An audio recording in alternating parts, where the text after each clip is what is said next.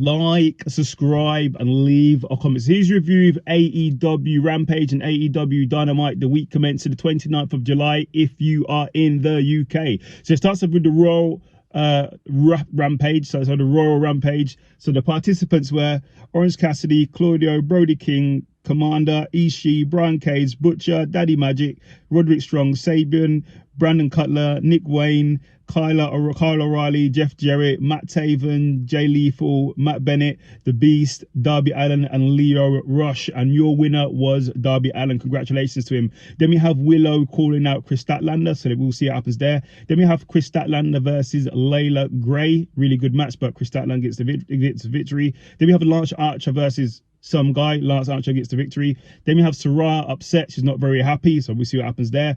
Then we have Private Party versus The Righteous versus Outrunners versus Roosh and Kyle Fletcher in your main event of Rampage, and the winner was Kyle Fletcher. Then we go over to Dynamite. So Dynamite starts up with the MJF basically comes out. So MJF basically trashes the crowd, calls out Will Ospreay, and says he will beat Will Ospreay again if he needs to at any time. Will Ospreay doesn't comes out gunning down there because obviously MJF said something about Will Ospreay's family recently, and basically calls out MJF and said he wants a title match against him basically. And MJF says at All In, if they have a title match, he won't make it out, so we'll see. Then we have Will Ospreay straight into a match with Lance Archer. Really good match. Go and watch it. Hard hitting, but in the end, Will Ospreay got the victory. Then he was jumped by MJF, and MJF was then stopped by Kyle Fletcher, and then Kyle Fletcher then calls out MJF for a match next week on Dynamite. So let's see what happens there. Then we have the Learning Tree celebrating 102 days as Chris Jericho as the FTW champion, and then he calls out Shibata.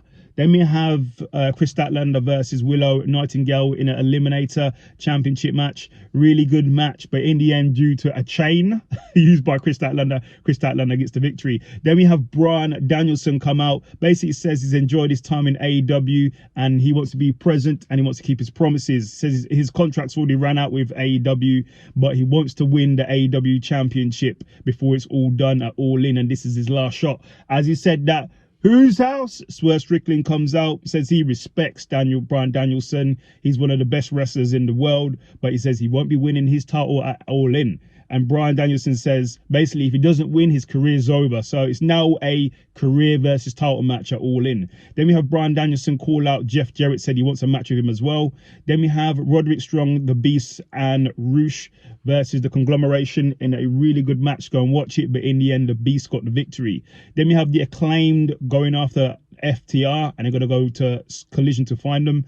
Then we have Mariah May explaining her betrayal of Toni Storm. Let's see it. So I'll go and watch that. Then we have Toni Storm calling out Mariah May straight after.